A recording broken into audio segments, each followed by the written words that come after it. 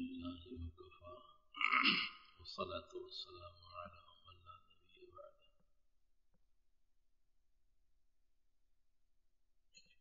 بسم الله الرحمن الرحيم. اصلاحی معاشرہ سے متعلق محنتیں، کوششیں، کاوشیں بے شمار،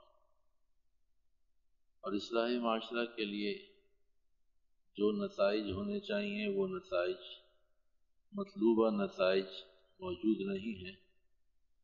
اصلاح معاشرہ کا مقصد یہ ہے کہ معاشرے میں خوبیاں غالب ہونی چاہیے، اچھائیاں غالب ہونی چاہیے، نیکیاں غالب ہونی چاہیے، ان کے مقابلے میں گناہ اور برائیاں مغلوب ہوں۔ کوئی بھی معاشرہ گناہوں سے، کمی کوتاہیوں سے، بد اخلاقیوں سے محفوظ نہیں ہے، لیکن اتنی بات ضرور ہے کہ جس معاشرے کے اندر خوبیاں غالب ہوتی ہیں، اچھائیاں غالب ہوتی ہیں، نیکیاں غالب ہوتی ہیں، گویا کہ وہ معاشرہ اصلاح معاشرہ کے راستے پر گامزن ہے۔ اور جس معاشرے میں برائیاں غالب ہوتی ہیں، جھوٹ غالب ہوتا ہے، کمی کوتاہیاں غالب ہوتی ہیں، وہ فساد معاشرہ کا شکار ہے، وہ معاشرہ برائی کی طرف گامزن ہے۔ تو اس بار کا مضمون اس بنیاد پر کہ اصلاح معاشرہ میں محنت کے باوجود نتائج کیوں نہیں، تو اس کے جواب میں مضمون چل رہا ہے حضرت لقمان علیہ السلام نے 4000 انبیاء علیہ السلام کی تعلیمات کا نچوڑ امت مسلمہ کو بتایا ہے کہ وہ 8 بنیادی چیزیں ہیں 4000 انبیاء علیہ السلام کی اجتماعی محنت کوشش کا نتیجہ اور ان کی ہوئی محنت کا نچوڑ۔ 8 چیزوں میں ایک چیز لقمہ حلال اور حرام کی تمیز جو گزر گئی۔ ماقبل میں یہ مضمون گزرا ہے کہ اگر آدمی، حدیث مبارکہ میں آتا ہے، آپ علیہ السلام نے ارشاد فرمایا، اے لوگو اپنے حلق اور گلے کا خیال رکھو۔ اللہ کے نبی علیہ السلام کیا مقصد ہے؟ فرمایا ایسا اور اتنا نہ کھاؤ جو تمہارے جسم کو نقصان دے، اور ایسا اور اتنا نہ کھاؤ کہ جو تمہارے ایمان کو نقصان دے۔ تو زیادہ کھا لینا جسم کے لیے نقصان دے، اور حرام کھانا ایمان کے لیے نقصان دے۔ تو اپنے حلق کو بچاؤ، حرام لقمے سے بچو اور حلال لقمے کو اختیار کرو۔ یہ حضرت لقمان علیہ السلام کی 4000 انبیاء علیہ السلام کی تعلیمات میں سے 8 چیزوں کا چناؤ، اور ان 8 چیزوں میں سے پہلی چیز لقمہ حلال اختیار کرو، لقمہ حرام سے اجتناب کرو۔ دوسری بات، 8 چیزوں میں سے دوسری بات کہ اپنی نگاہ کی حفاظت کرو۔ قرآن حکیم کی آیت 18ویں سپارے کی آیات مردوں کے لیے بھی اور عورتوں کے لیے بھی۔ اعوذ باللہ من الشیطان الرجیم، بسم اللہ الرحمن الرحیم۔ قل للمؤمنین یغضوا من ابصارہم ویحفظوا فروجہم، قل للمؤمنات یغضضن من ابصارہن ویحفظن فروجہن۔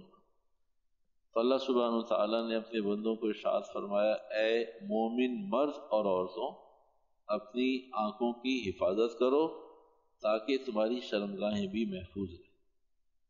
تو شرمگاہ سے آنکھ کا، آنکھ سے شرمگاہ کا یہ تعلق رب نے جوڑا ہے، یہ اللہ نے فرمایا۔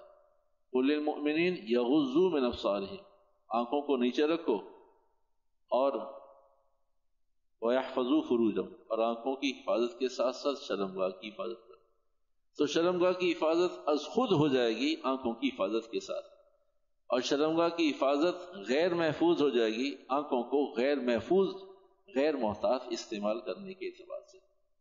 ایک کلیہ، اور پھر قرآن حکیم کی اس آیت کے ذیل میں جو تشریحات اہل علم حضرات نے قرآن حدیث کے تناظر میں کی ہیں وہ عرض کرتے ہیں۔ ایک کلیہ سمجھ لیجئے،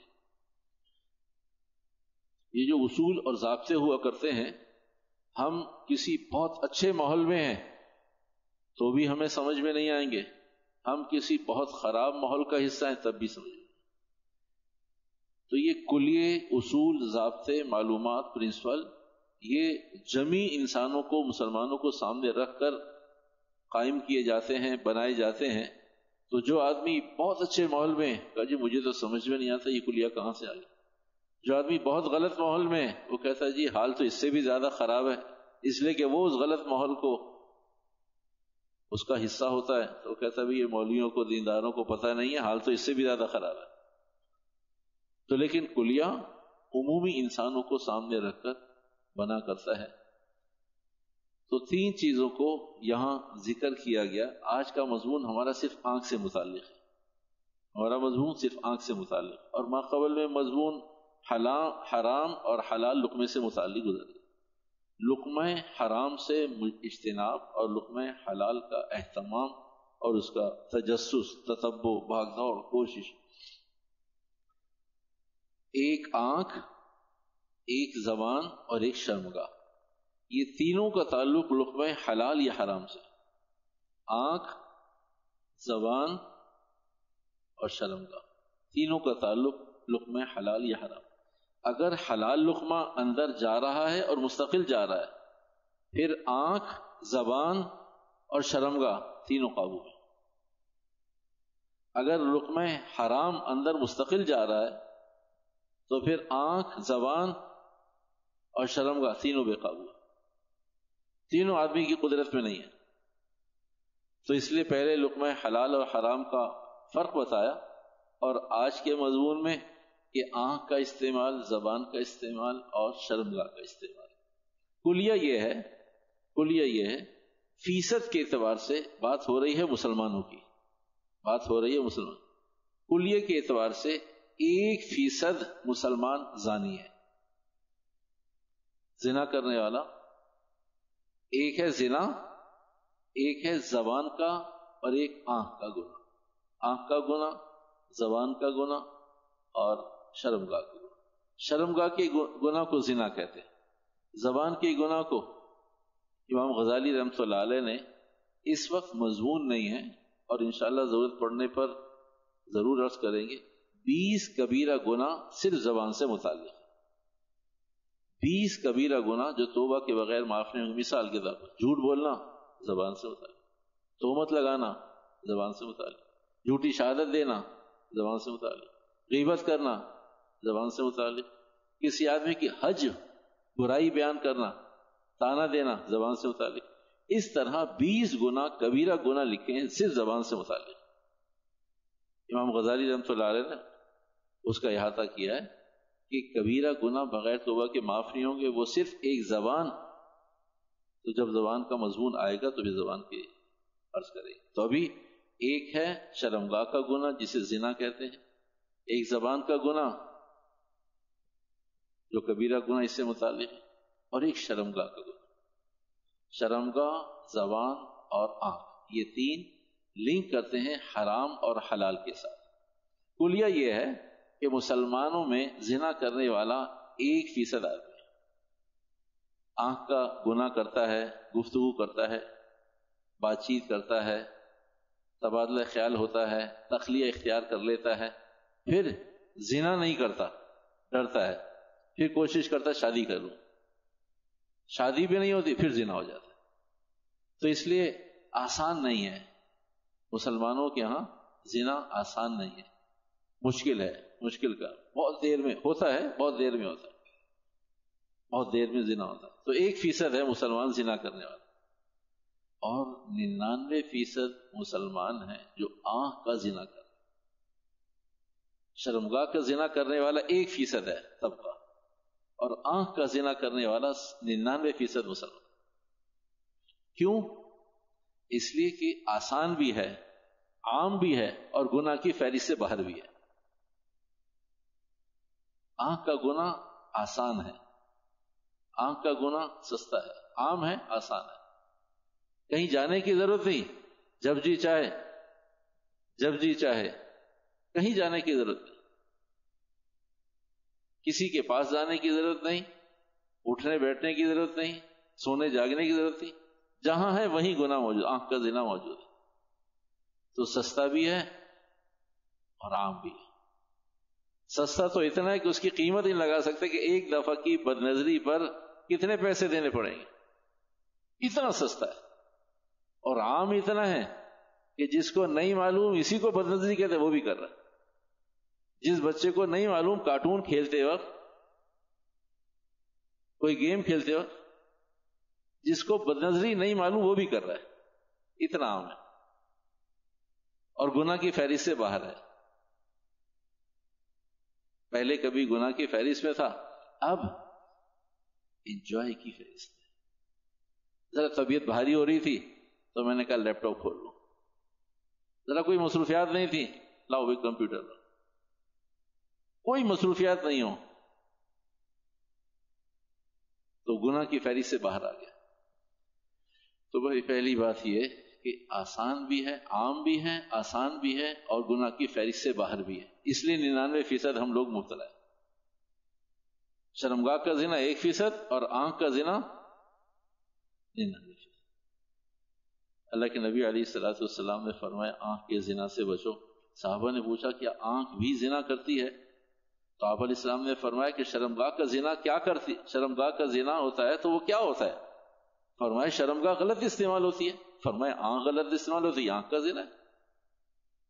شرمگاہ بھی تو زنا میں غلط استعمال ہوتی ہے نا، تو اسے زنا کہتے ہیں. اگر صحیح استعمال ہو تو اسے حقوق کی ادائیگی کہتے ہیں. نکاح کے بعد ہو تو اللہ نے اسے حلال کیا. عمل تو ایک ہی ہے، نکاح کے بعد ہو حلال ہو تو اجر ہے، اور اگر نکاح سے پہلے ہو اور نامحرم کے ساتھ ہو تو ایسی صورت میں حرام اور ناجائز ہے. تو شرمگاہ کا غلط استعمال ہونا ہی تو زنا ہے، آنکھ کا غلط استعمال ہونا ہی تو زنا ہے. پھر آپ علیہ السلام نے اور تشریح فرمائی، کہا صرف آنکھ نہیں زبان بھی زنا کرتی ہے، صرف آنکھ نہیں کان بھی زنا کرتے ہیں. کہا کانوں کا غلط استعمال کانوں کا زنا ہے، آنکھوں کا غلط استعمال شرمگاہ کا غلط استعمال. کہا قس علی ھذا، اس پہ قیاس کر لو کہ جیسے شرمگاہ کا غلط استعمال زنا ہے، اسی طرح ہر عضو کا غلط استعمال یہ اس عضو کا گناہ ہے. تو آنکھ بھی زنا کر رہی ہے، کان بھی زنا کر رہے ہیں، زبان بھی زنا کر رہی ہے. عام ہے اور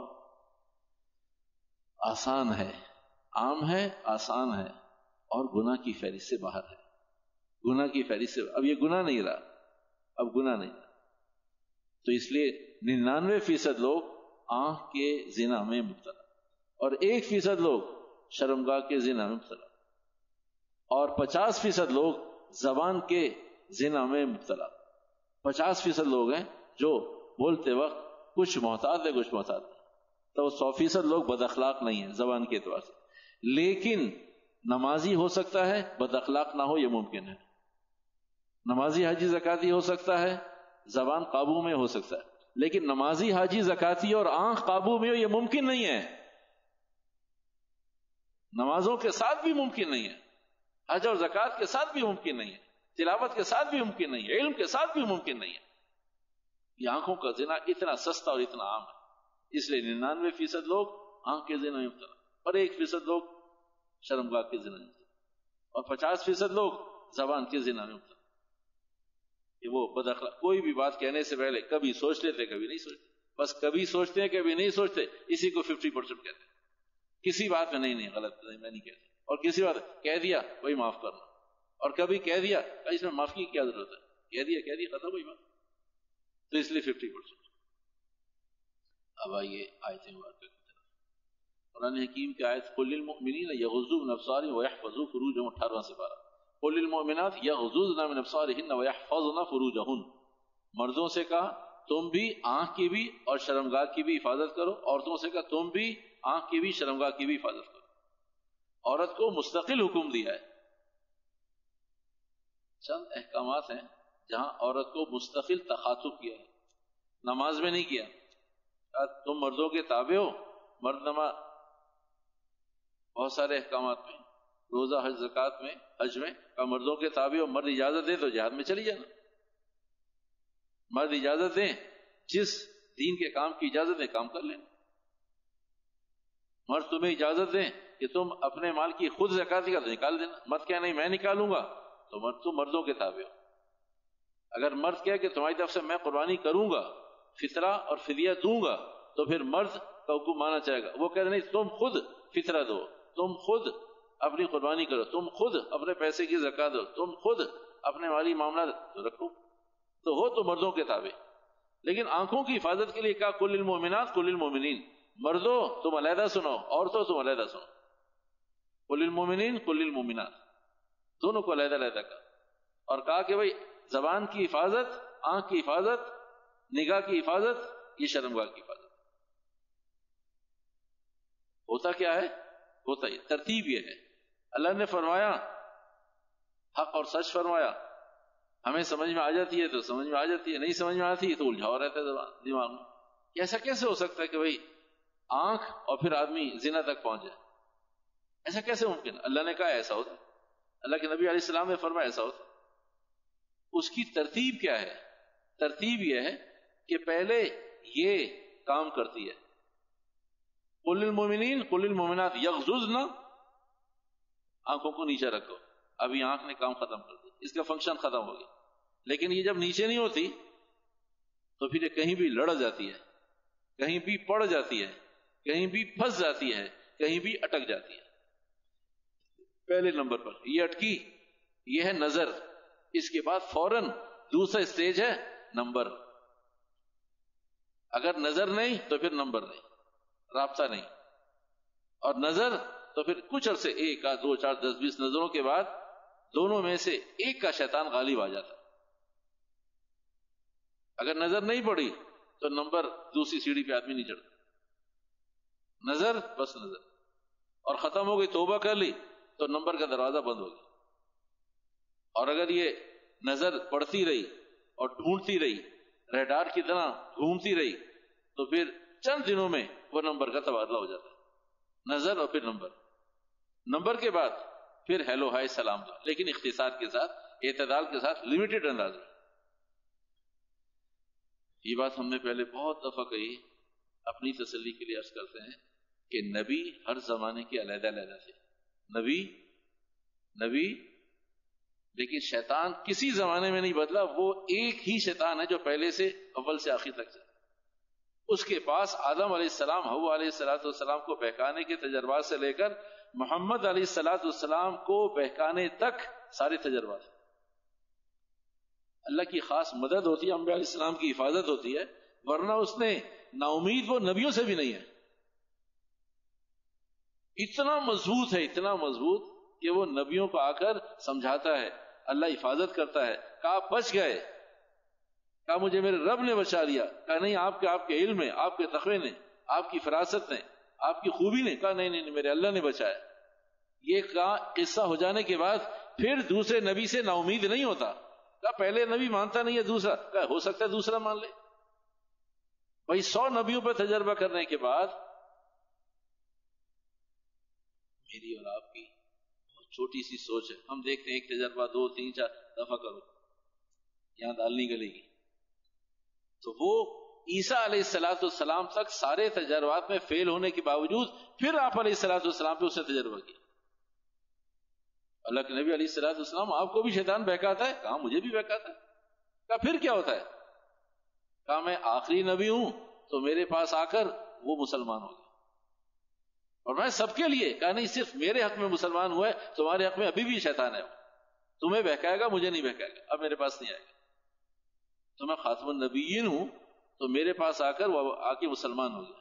اللہ کے نبی اب ہمیں بھی نہیں بہکائے. نہ تم تو بہکائے گا، تمہارے پاس مسلمان نہیں ہو اس لیے کہ تمہارا ایسا تقوی ہی نہیں ہے، تم نبی تھوڑی ہو. اور تم نبی بھی گئے، میں بھی صرف نبی تھوڑی ہوں، میں تو آخری نبی بھی ہوں.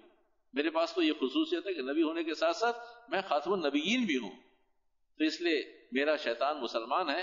اب صرف مجھے تو وہ خیر کی بات کہتا ہے اور میرے ساتھ شرارت نہیں کرتا، لیکن تمہارے ساتھ ضرور شرارت کرے گا.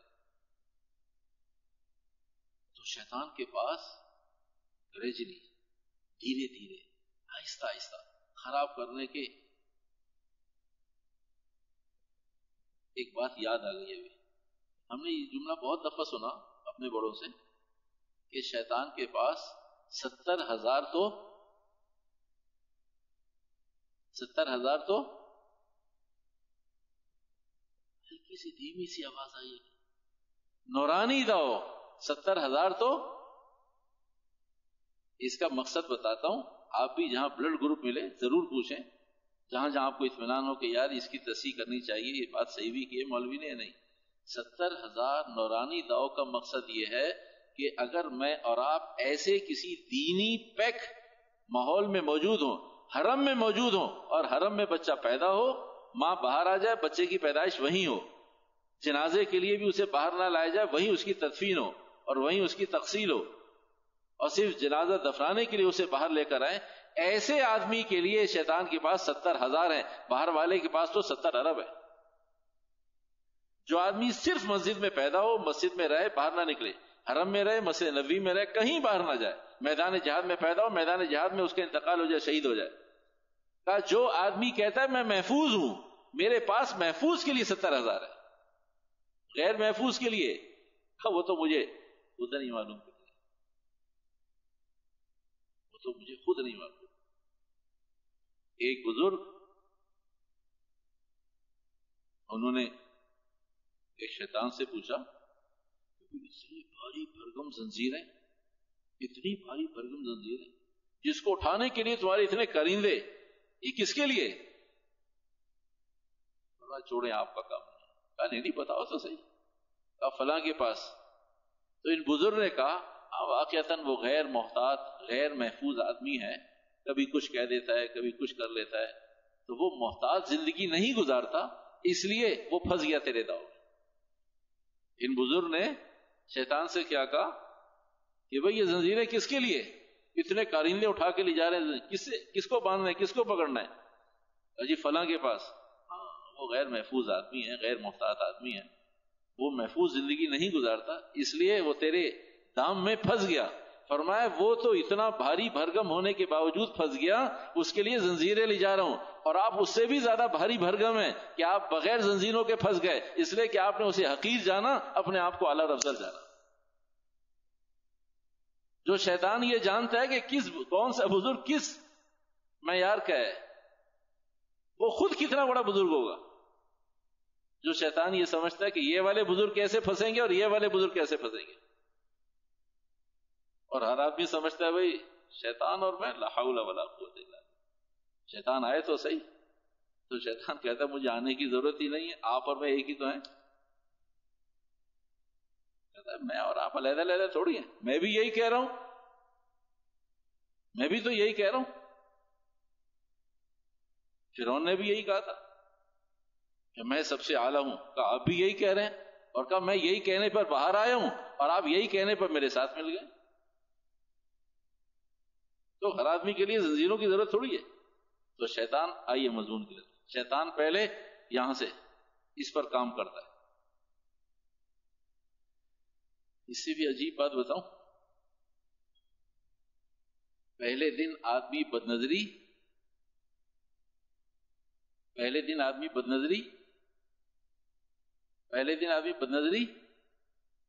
نہیں کرتا، دسیوں موقع آتے ہیں اس پر اس کی بزرگی غالب ہوتی ہے، لا حول ولا قوت الا باللہ، ایک دفعہ، دو دفعہ، تین دفعہ، 8ویں دفعہ کہتا ہے لا حول ولا قوت، اللہ نے کیا حسن دیا۔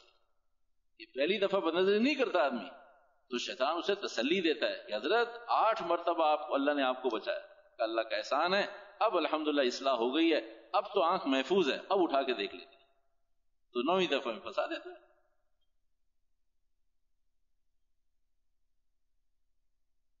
تو وہ نبیوں سے، 1.25 لاکھ نبیوں سے نا امید نہیں ہے، میرے 6-8 دفعہ آنکھیں نیچے کرنے سے کیا ہوگا، غض بصر سے کیا ہوگا؟ وہ تو 18 لاکھ سال کے بعد بھی پھر آگے پوچھے گا، اگر بزرگی کا خمار اتر گیا ہو تو ایک دفعہ تو دیکھ لیجئے۔ اور آپ تو کوئی شہوت کی نگاہ سے، گناہ کی نگاہ سے تھوڑی دیکھ رہے ہیں، آپ کو تو قرآن پاک کی آیت بھی یاد ہے، فَبِأَيِّ آلَاءِ رَبِّكُمَا تُكَذِّبَانِ، اللہ کی کس کس نعمت کو جھٹلاؤ۔ یہ تو صرف اس لیے کہ رب نے تخلیق کیسے کی، کہا اس لیے دیکھ لیجئے، دیکھیں گے نہیں تو آپ کو پتہ کیسے چلے گا؟ تو بھائی پتہ چلنے کے لیے ہر گناہ کرنا ضروری ہے، کہ ہر گناہ کو کرنے کے لیے پہلے جاننے کے لیے ہاں جی میں نے یہ گناہ کر لیا، مجھے پتہ ہے اس میں یہ نقصان یہ فائدہ ہے۔ گناہ تو بچنے کے لیے، گناہ کرنے کے لیے تھوڑی ہے۔ پہلے موقع پر شیطان صرف 2 3 4 5 دفعہ نہیں غلط بات، میں نظر اٹھا کے نہیں دیکھ سکتا، میں نہیں دیکھوں 4 سے 8 10 دفعہ کے بعد سیٹ ہو جاتا ہے. اچھا بھائی ایک دفعہ نظر اٹھا کے دیکھا، نظر اٹھا کے دیکھتا ہے اور استغفار پڑھتا ہے، اللہ مان ولا حول ولا قوة، پھر توبہ کرتا ہے. یہ دور چلتا ہے ایک عرصے تک، یہ دور چلتا ہے. دیکھتا ہے توبہ کرتا ہے، دیکھتا ہے توبہ. پہلے نہیں دیکھتا تھا توبہ کرتا تھا، اب اور ترقی ہوئی، اب دیکھتا ہے توبہ کرتا ہے، دیکھتا ہے توبہ کرتا ہے، دیکھتا ہے توبہ کرتا ہے. پھر تیسرا دور آتا ہے کہ یار یہ تو جان سے منہ سے لگی ہوئی ہے، جان سے لگی ہوئی ہے، چھوٹتی نہیں ہے. تو اب دیکھتا ہے کہ شام کو اکٹھی توبہ کریں گے. اب وہ تیسرا دور آتا ہے کہ جو ہر وقت توبہ کر رہا تھا اب وہ شام کو اکٹھی توبہ کرتا ہے.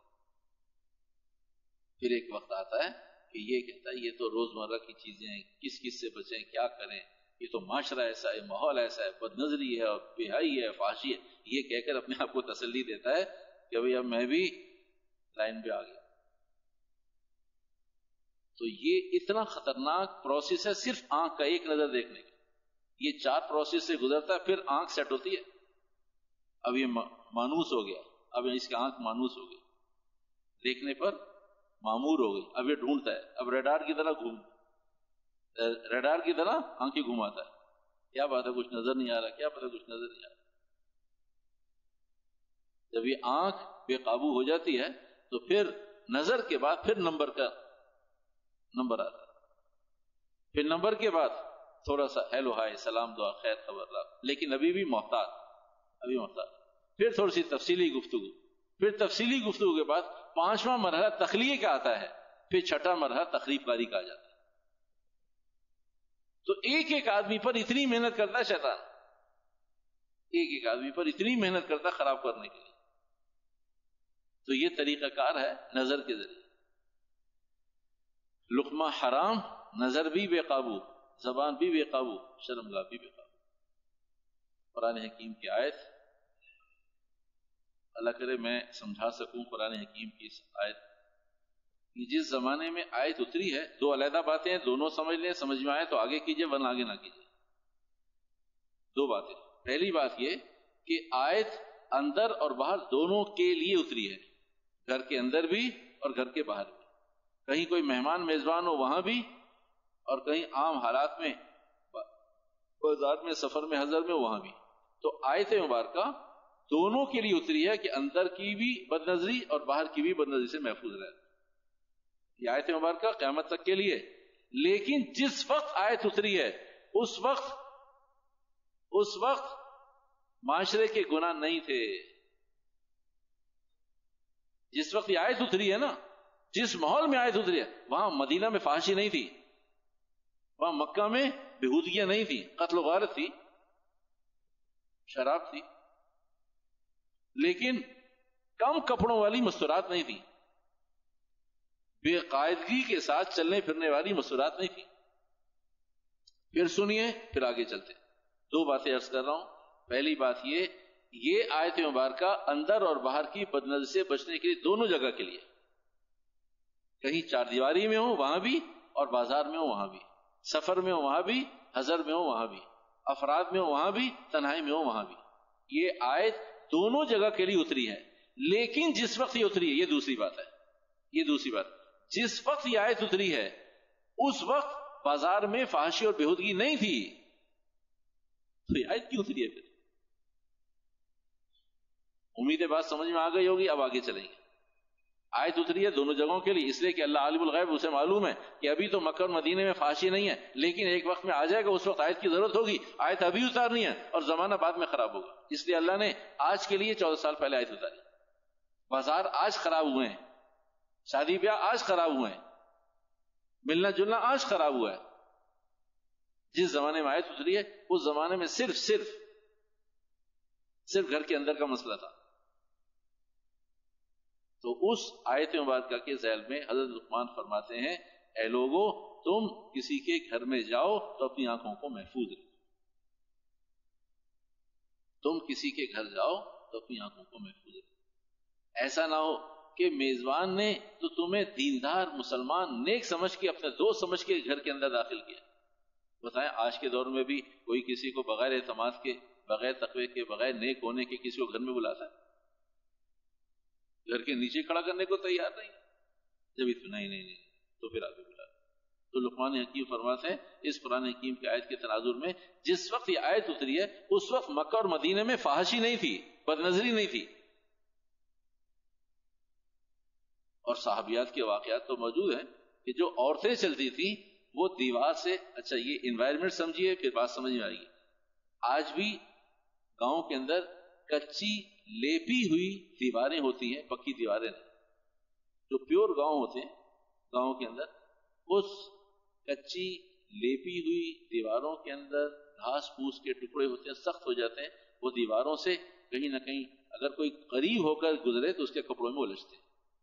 تو عورتیں دیواروں سے اتنا لگ کر گزرتی تھی کہ ان کی آنچل، ان کی چادریں اور ان کے دوپٹے اس نکلے ہوئے پھانسوں میں الجھ جاتے تھے، اتنی دیوار سے لگ کر چلتی تھی کہ ان کے بس میں نہیں تھا، ورنہ جسم لگا کے چلیں تو ان کی آنچل اور مرد بیچ میں چلتے تھے۔ یہ اس انوائرمنٹ کے ساتھ آیت سمجھنے کی ضرورت ہے۔ جب آیات نازل ہوئی بھی پردہ کرو، یا ایھا النبی قل لازواجک وبناتک ونساء المؤمنین یدنین علیہن من جلابیبہن، کہ آپ اپنی اوڑھنیاں چادریں اوپر اوڑھ کر چلیں۔ جب یہ آیت نازل ہوئی تو اس وقت صحابیات جو اس وقت گزر رہی تھیں، جہاں سے گزر رہی تھیں، تو وہ دیوار کی اوٹ میں کھڑی ہو گئی، اس لیے کہ کہا بڑی چادریں، اس لیے کہا اوڑھنیاں سر سے لے کر پیر تک جس میں عورت ڈھکی ہوئی۔ تو لیکن کیونکہ آیت ابھی نازل ہوئی اور عورتوں کا پہلے سے جو آیت جو دوپٹہ لیا، چادر لی اسے، تو مستورات دیوار کی اوٹ میں کھڑی ہو گئی۔ آپ گھر کیوں نہیں جاتی؟ کہا چادر لے آؤ پھر جائیں گے۔ ابھی تو آیت نازل ہوئی۔ کہا آیت نازل ہو جانے کے بعد ایمان کا تقاضا کہ اب ایک قدم بھی آیت کے خلاف نہیں۔ کہا اجازت ہے، کہا اجازت تو ہے، رخصت تو ہے، لیکن غیرت ایمانی غیرت اجازت نہیں دیتی۔ غیرت ایمانی کا ایک قدم بھی کیسے آگے بڑھ جائے، ایک قدم بھی آگے۔ تو آپ علیہ الصلوۃ والسلام کے زمانے میں جب یہ آیت نازل ہوئی، اس زمانے میں صرف گھروں کا ایشو تھا، بازاروں کا ایشو نہیں تھا، لیکن اللہ کو معلوم تھا کہ بازاروں کو ایشو آنے والا ہے۔ اللہ کو معلوم تھا کہ بدنظری پھیلے گی، فحاشی پھیلے گی، بدنگاہی پھیلے گی، لیکن جس وقت یہ آیت اتری ہے تو فرمایا کسی کے گھر جائیں تو اس گھر میں جانے کے بعد 3 بنیادی طور سے کہا اگر کہیں خدا نہ خواستہ، اچھا اس زمانے میں پردوں کا رواج نہیں تھا، اس لیے غربت تھی، جو دروازے تھے اگر دروازے تھے تو پردے نہیں تھے، اگر پردے ہوتے تھے کوئی زیادہ مالدار ہوتا تو پردہ ڈالتا، دروازے نہیں ہوتے تھے۔ تو ایسا نہ ہو کہ بھائی کوئی مستورہ دروازے پر آ جائے اور نگاہ پڑ جائے، ایسا نہ ہو کہ گھر کے اندر کوئی مستورہ چل رہی ہو اور کہیں نگاہ پڑ جائے۔ تو کہا اگر کوئی میزبان کسی مہمان کو بلاتا ہے تو اس بنیاد پہ بلاتا ہے کہ بھائی میں اور میرا گھر اس سے محفوظ ہے، اور اگر مہمان نے جانے کے بعد کہیں بدنظری ہو گئی تو پہلا گناہ تو یہ کہ یہ اس کی عدم تربیت کی علامت ہے، مہمان کی عدم تربیت کی علامت ہے کہ اس کی نگاہ دائیں بائیں کیوں اٹھ رہی ہے۔ دوسری بات بدنظری کا گناہ، تیسری بات کہ میزبان کی یہ خیانت ہے، میزبان کے حق میں یہ خیانت ہے کہ مہمان کی نگاہ کہیں اٹھ گئی۔ تو یہ اس ماحولیات کے اندر فرمایا، اس ماحولیات کے درمیان یہ بات بتائی گئی، اس ماحولیات کے درمیان یہ بات سمجھائی گئی، قُل لِّلْمُؤْمِنَاتِ يَغْضُضْنَ مِنْ أَبْصَارِهِنَّ وَيَحْفَظْنَ فُرُوجَهُنَّ۔ جس زمانے میں باہر کی فحاشی نہیں تھی اس زمانے میں گھر کے اندر کی فحاشی کو بھی روکا گیا، اس لیے کہ جب گھر کے اندر کی فحاشی رک جائے گی تو باہر تو گھر کی فحاشی تو باہر جائے گی، گھر کی فحاشی تو باہر جائے گی۔ اگر گھر میں فحاشی نہیں ہے تو بازاروں میں نہیں آئے گی، اگر گھر میں نہیں ہے تو شادیوں میں نہیں آئے گی۔ شادیوں میں کہاں سے آتی ہے؟ وہ شادیوں میں کوئی فرشتے تھوڑی ہوتے، بازاروں میں کوئی فرشتے تھوڑی ہیں، بازاروں میں گھروں کے لوگ ہی تو ہیں۔ اندر کے نظام کو قابو کر دیا گیا اور لقمہ حلال کے ذریعے قابو کر دیا گیا، اندر کے نظام کو قابو کیا، باہر کا نظام از خود قابو ہو جائے گا۔ جہاں جہاں گھر کا نظام قابو نہیں ہے وہاں باہر کا نظام قابو نہیں ہوگا. اچھا باہر کسی کی ذمہ داری نہیں ہے, سب کی ذمہ داری گھر کی ہے, اور گھر کی ذمہ داری کوئی لینے کو تیار نہیں. آوے کا آوا بگڑ گیا. باہر کی بازار کی کسی کی ذمہ داری نہیں ہے. بھائی باہر فاشی ہمیں کیا لگے اسے. تو باہر نظام نکلا کیسے ہے؟ گھروں سے تو نکلا ہے. تو جب گھروں میں بد نظری, شادی بیاہ میں بد نظری, اٹھنے بیٹھنے میں بد نظری, تو پھر وہی بد نظری, اور 12 مہینے تو آدمی گھر میں نہیں رہ سکتا. جب وہ افراد گھروں سے باہر نکلتے ہیں تو پھر بازاروں میں بد نظری فحاشی, شادی بیاہ میں بد نظری فحاشی. تو اس لیے حضرت لقمان علیہ السلام فرماتے ہیں کہ 4000 انبیاء علیہ السلام کی تعلیمات کا خلاصہ 8 چیزیں. 8 چیزوں میں پہلی بات لقمہ حلال کا اہتمام, لقمہ حرام سے اجتناب, اور دوسری بات آنکھ کی حفاظت. اللہ سبحانہ وتعالی ہم سب کو حد درجے, اس لیے کہ خرابیاں اتنی زیادہ. آخری بات عرض کے بعد ختم کر دوں. اس وقت پوری دنیا کا اگر پوری دنیا کی خرابیوں کا کوئی نچوڑ نکالا جائے تو وہ بد نظری ہے. اللہ کے نبی علیہ السلام فرمایا بد نظری سے زنا تک پہنچے گا, اس درمیان میں فحاشی ہے. بد نظری سے زنا تک پہنچے گا, اس درمیان میں بے قاعدگیاں, بے پردگیاں, اس درمیان میں نہ بد نظری ہو نہ زنا تک پہنچے. اس درمیان میں پہنچنے میں آدمی فحاشی کا بھی شکار ہوتا ہے, بےہودگیوں کا بھی, اور ساری خرابیاں اس کے درمیان میں واقع ہوتی. تو اگر اس وقت تخمینہ لگایا جائے کہ پوری دنیا کے اندر کوئی ایک ایسی چیز مل جائے کہ بھئی بہت ساری چیزیں منیمائز کریں, سمیٹیں, ارے بھئی کسی ایک بات پر اتفاق کریں کہ کیا وجہ ہو سکتی ہے قدر اشتراک جس کی وجہ سے دنیا میں اتنی عذابات, پریشانیاں, مسائل, مصائب ہیں. کوئی ایک چیز, ایک آدمی کہہ رہا سود, اچھا بھی ٹھیک ہے, تمہاری بات بھی ٹھیک ہے. ایک آدمی کہتا ہے جھوٹ, ایک آدمی کہتا ہے فراڈ, ایک آدمی کہتا ہے نہ جانے کوئی کرپشن کے بارے میں, کوئی کچھ کے بارے میں, کوئی حکومت کے بارے میں, کوئی عوام کے بارے میں. اگر آج کے دور میں, آج کی تاریخ میں اگر علماء فقہا کہیں اتفاق کرتے ہیں تو وہ بد نظری ہے. کہ بھئی بد نظری سے ساری چیزیں وجود میں آ رہی ہیں. بد نظری آج ختم ہو جائے تو انشاءاللہ الرحمن عمومی مسائل حل ہو جائیں گے. اللہ پاک ہم کی توفیق عطا فرمائے. الحمدللہ رب العالمین والعاقبۃ للمتقین والصلاة والسلام علی سید الانبیاء والمرسلین. رب اغفر وارحم وانت خیر الراحمین. رب اغفر وارحم وتجاوز عما تعلم انك انت العزیز الحکیم. ربنا ظلمنا انفسنا